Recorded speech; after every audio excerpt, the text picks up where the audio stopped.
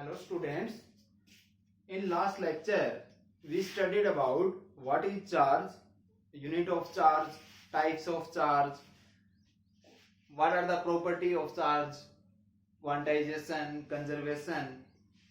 Today we studied about what is the difference between mass and charge.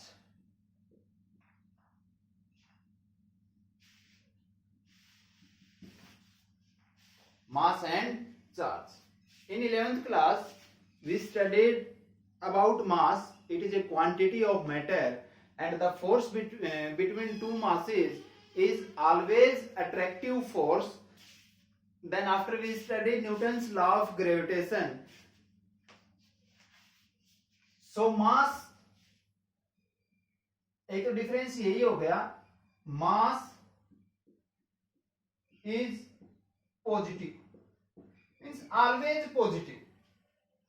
किसी भी body का मास जो है वो हमेशा पॉजिटिव होता है. चार्ज हमने पढ़ा, ये पॉजिटिव भी हो सकता है, नेगेटिव भी हो सकता है, किसी भी बॉडी पे चार्ज जीरो भी हो सकता है. एक तो डिफरेंस यही हो गया, मास जो है वो always positive, charge positive, negative and zero. कल हमने प्रॉपर्टीज में पढ़ा था कि मास का जो है चार्ज का जो है वो क्वांटाइजेशन कर सकते. Charge can be quantized,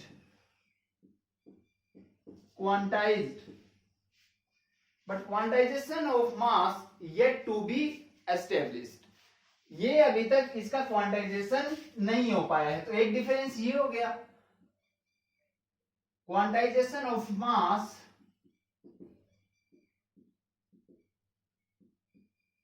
yet to be established.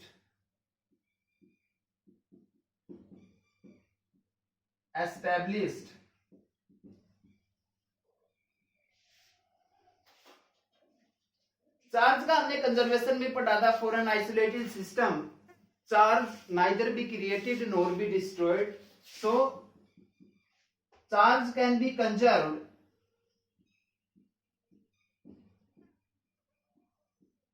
मास का हम कंजर्वेशन नहीं कर सकते.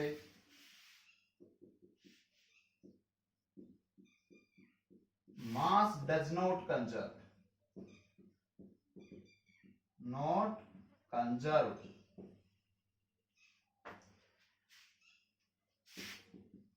Charge does not depend on speed, depend on speed.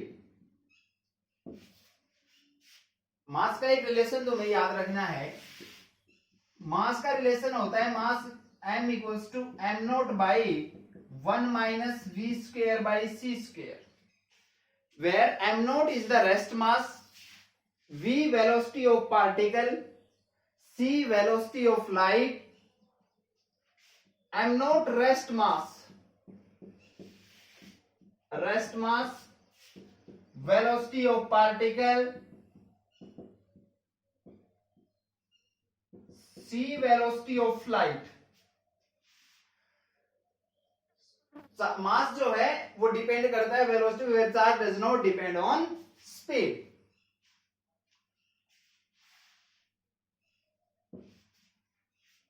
Charge में दोनों फोर्स लगते हैं. ये हमने लास्ट लेक्चर में पढ़ा था कि like charges repel each other, unlike charges attract each other. So इसमें दोनों फोर्स होते हैं. अट्रैक्शन फोर्स भी होता है, अट्रैक्शन एंड रिपल्सन, लेकिन इसमें सिर्फ दो मासेस के बीच हमेशा कौन सा फोर्स लगता है? Attractive force. सो मास में कौन सा फोर्स, मासेस में कौन सा फोर्स लगता है? Attractive force. 5 डिफरेंस. मास जो है वो हमेशा पॉजिटिव होता है, चार्ज पॉजिटिव, नेगेटिव या zero. Quantization of mass has to be established. Charge का हम क्वांटाइजेशन कर सकते हैं. Charge can be conserved, mass does not conserve, but it हम इसको एनर्जी में चेंज कर सकते, energy and vice versa.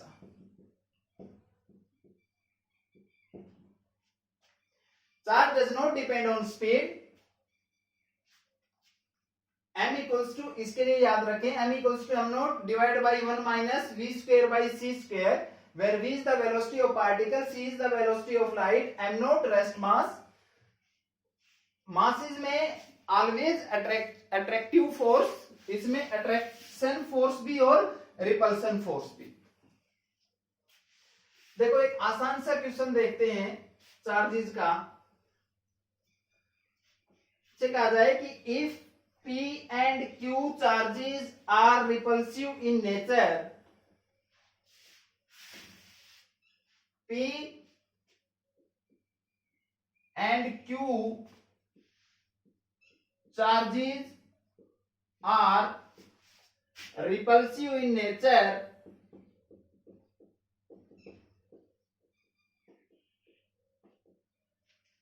and charges Q and R attractive in nature,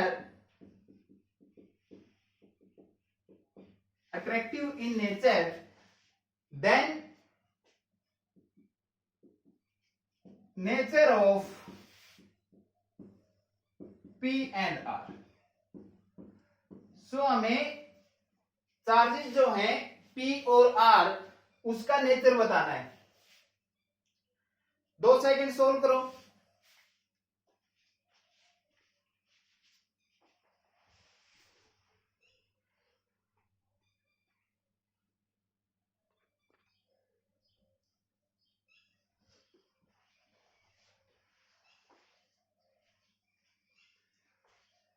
क्या बताया? P and Q charges are repulsive in nature, Q and R charges are attractive in nature, then what is the nature of P and R?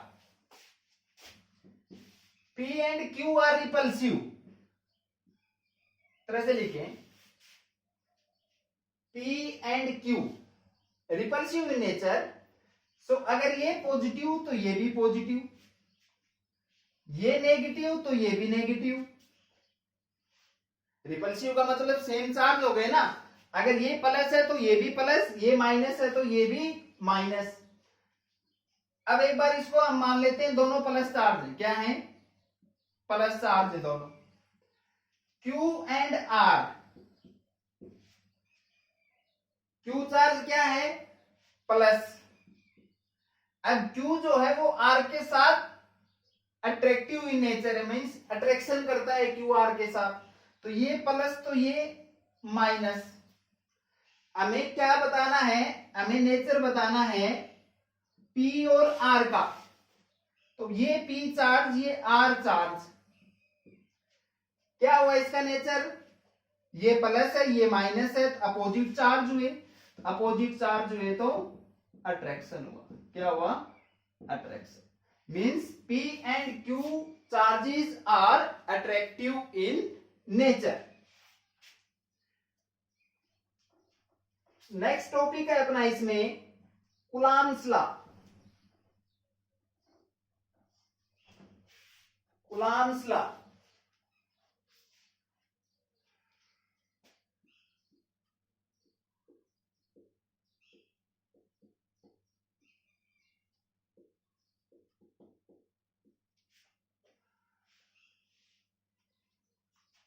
सबसे पहले इसने क्या किया गया? Coulomb's law में दो चार्जेस लिए विच हैव सेम मैग्नीट्यूड, जैसे ये Q तो ये भी Q। कौन सा फोर्स लगा दोनों में? रिपल्सिव फोर्स लगा। कौन सा लगा? रिपल्सिव। माना magnitude same,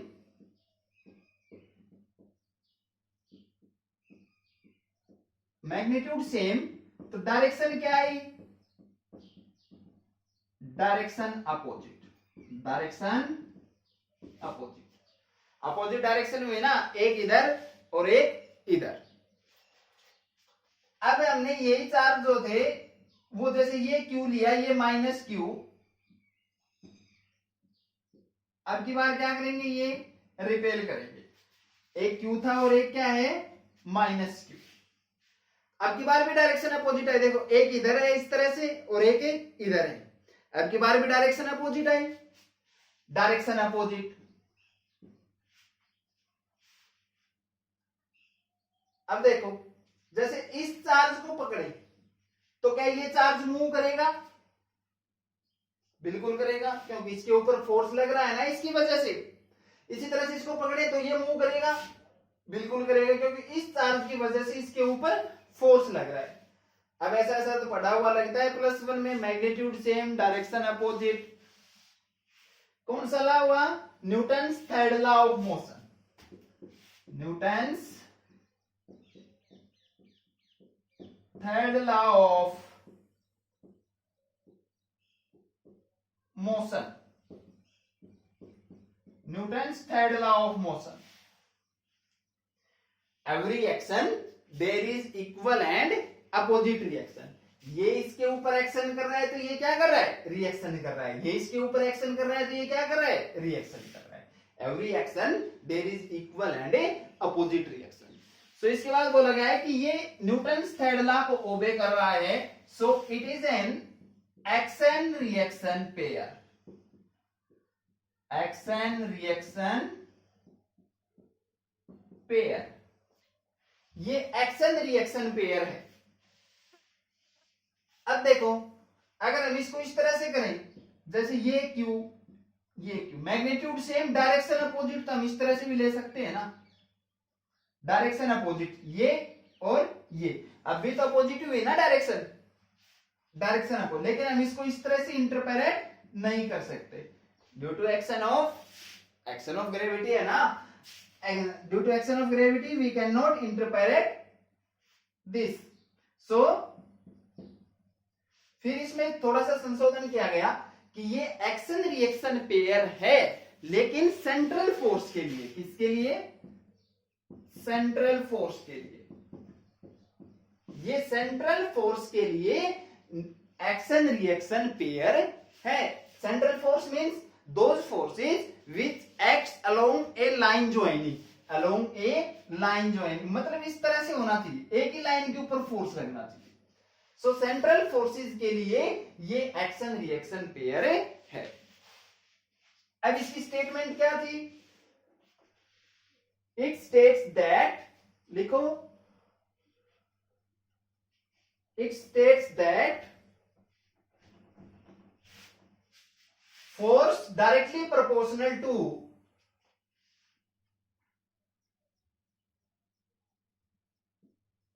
multiplication of charges, force directly proportional to multiplication of charges and inversely proportional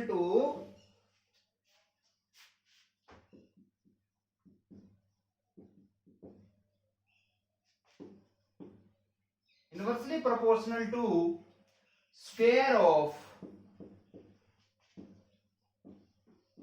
distance between them. Force directly proportional to multiplication of charges and inversely proportional to the square of distance between them.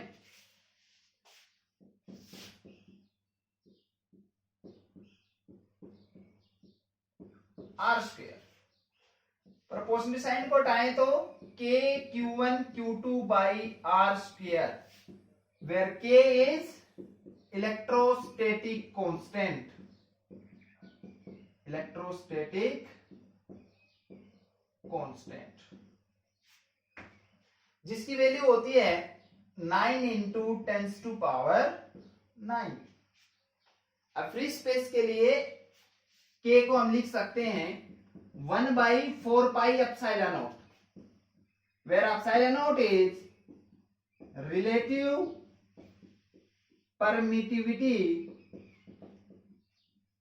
of free space, relative permittivity of free space, जिसकी value है 8.59 into 10 to power -12। देखो इसकी unit क्या होगी? k equals to f into r square by q1 q2। F newton, R square metre square, Q1 into Q2 coulomb square. Newton metre square पर coulomb square. Epsilon naught देखो, epsilon naught equals to, ये इधर गया तो ये इधर आएगा 1/4 के। 1/4 क्या है? कांस्टेंट। ये कांस्टेंट है तो एप्सिलॉन नोट की यूनिट के से उल्टी हो जाएगी। देखो इसकी यूनिट क्या थी? न्यूटन मीटर स्क्वायर पर कूलॉम स्क्वायर। तो इसकी क्या हुई? कूलॉम स्क्वायर पर newton metre square. These are the units of electrostatic constant and relative permittivity of free space. Dimension देखो,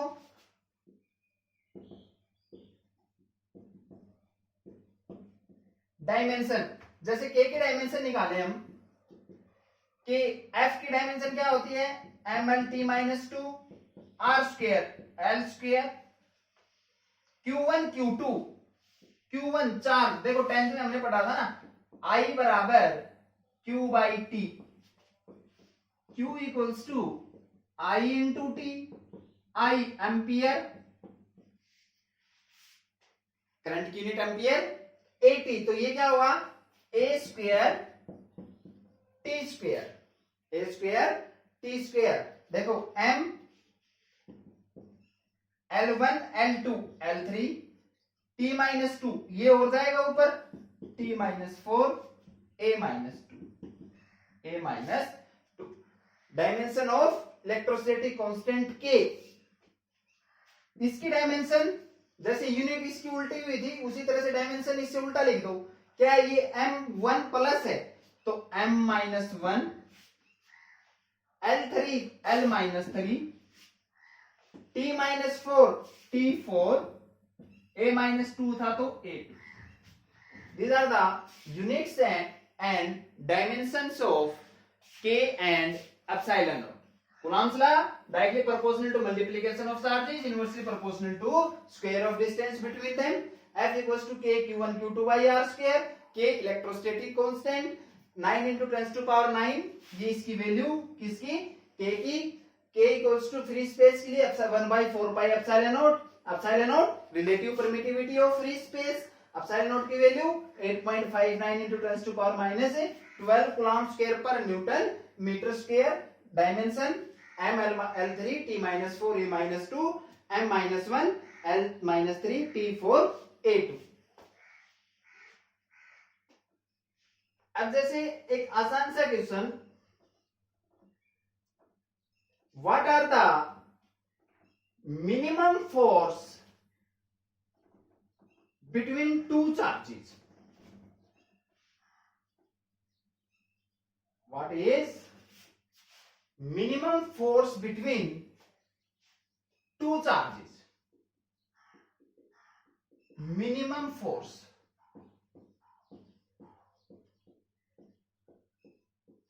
between two charges।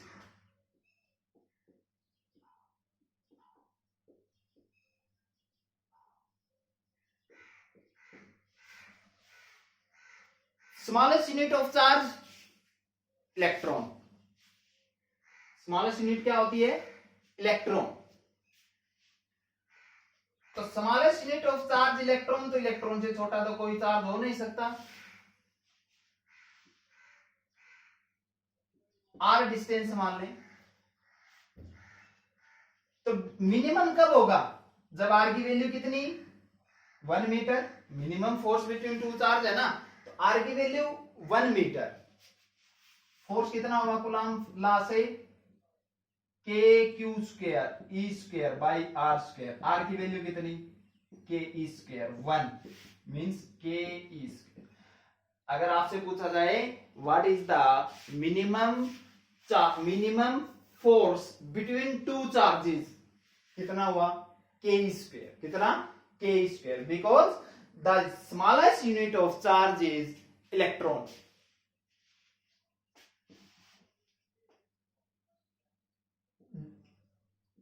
अब कहता है define 1 Coulomb charge.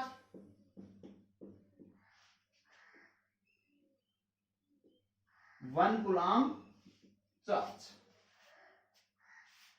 1 coulomb charge की डेफिनेशन, जैसे हमारे पास दो चार्ज हैं Q और Q with some small distance R, हमें 1 कूलम्ब चार्ज की डेफिनेशन बतानी है।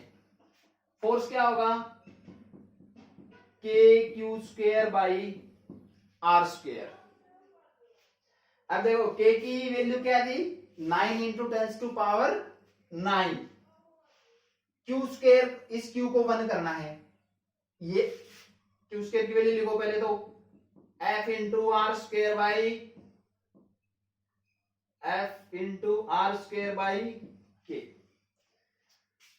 अब अगर हमारे पास R 1 मीटर हो, क्या हो 1 मीटर, तो Q² की वैल्यू कितनी आई, F इंटू 1 बाई K।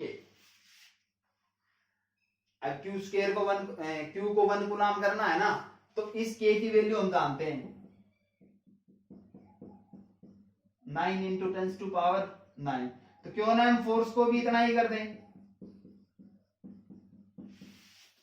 अगर फोर्स 9 इंटू 10⁻⁹ न्यूटन हो और डिस्टेंस हमारी 1 मीटर हो, तो Q² की वैल्यू कितनी, 1।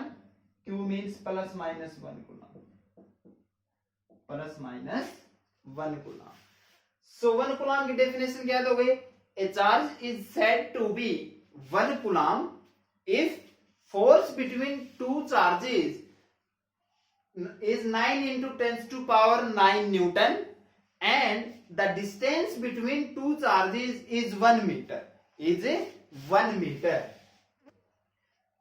दोबारा से देखो, a charge said to be 1 coulomb if the distance between two charges is 1 meter and the force between two charges is 9 into 10⁻⁹ Newton. ये 1 कूलम्ब। मिनिमम फोर्स कितना, K²। और देखो एक आसान सा question,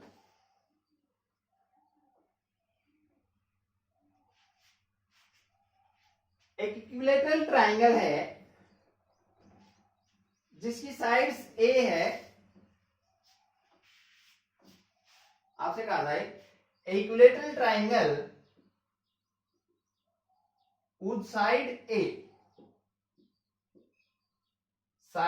A and charge Q is placed on its corners। equilateral triangle ABC whose sides A and charge Q are placed on its corners। अब आपसे पूछा जाए what is the net force on point C। Net force on point C, point C पे net force कितना होगा, देखो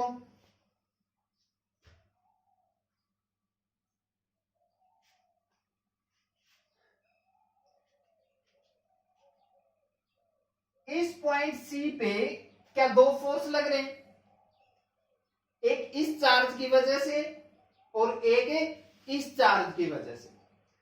इस Q charge की वजह से क्या एक रिपल्सिव फोर्स काम कर रहा है इधर, जैसे ये मान लें F1 फोर्स, क्या है F1 फोर्स। क्या इस Q की वजह से भी इस पे रिपल्सन हो रहा है, F2 फोर्स। क्या है ये F2 फोर्स। ये थीटा कितना है 60, इक्विलैटरल ट्रायंगल है ना 60।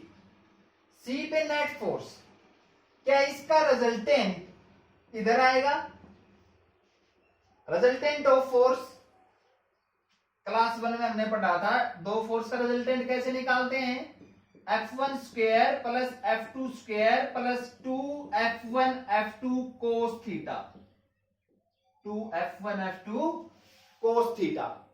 F1², अब हमें ये फोर्स F1 निकालना पड़ेगा, F1² लगाओ Coulomb's law, Q distance A, so KQ² by A²।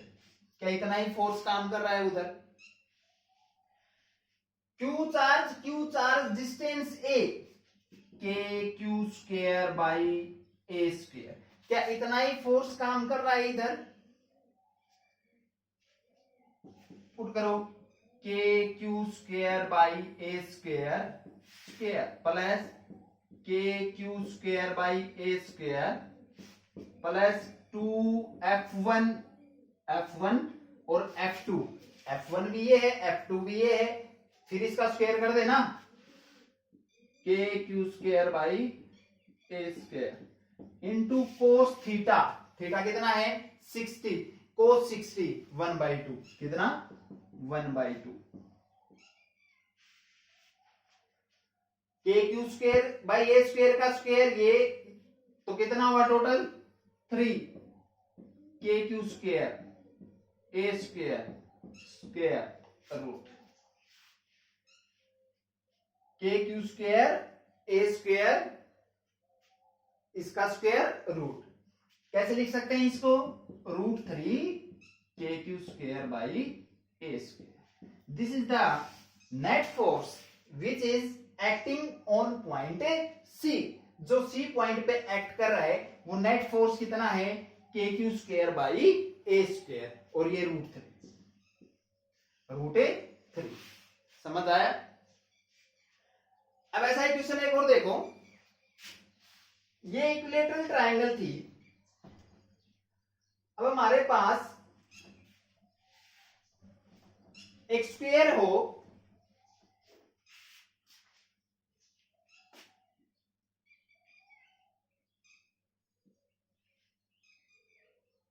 जिसके हर एक कॉर्नर के ऊपर क्यू चार्ज रखे हैं, डिस्टेंस मान लें फिर ए है, इसकी डिस्टेंस कर रहे हैं, इसकी साइड ए है,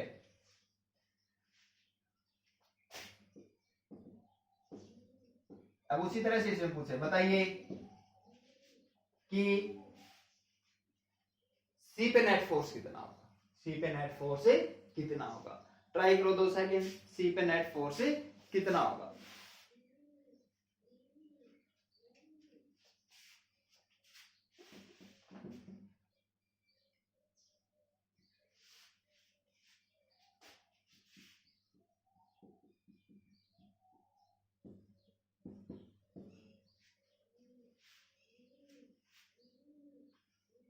अब जैसे पहले वाला क्वेश्चन था उसी तरह से देखो, क्या इस क्यू पे इस क्यू की वजह से चार्ज फोर्स इधर लग रहा है, इस क्यू पे इसकी वजह से फोर्स इधर लग रहा है ना? ये ए है तो यहां फोर्स कितना है? के Q square by A square. यहां कितना है? के Q square by A square. अब की बार थीटा 90, थीटा कितना है 90, तो वही फार्मूला फिर लगाना है, लगा दो, f1 square plus f2 square 2f1 f2 cos theta, f1 square k Q square by A square, f2 square k Q square by A square, 2f1 f2 same है ना, फिर f1 f2 k Q square by A square into cos 90, cos 90 कितना होता है 0, तो ये तो पूरा क्या हो जाएगा 0, ये 0 हुआ तो 1 और 1 2, क्या बचा 2 K Q square by A square. क्या है ये? √2 K Q square by A square. So resultant force on point C is √2 K Q square by A square. अब आगे जो है अगला पार्ट हम पढ़ेंगे नेक्स्ट लेक्चर में। चैनल को सब्सक्राइब करें ताकि हर एक वीडियो आप तक पहुंच सके।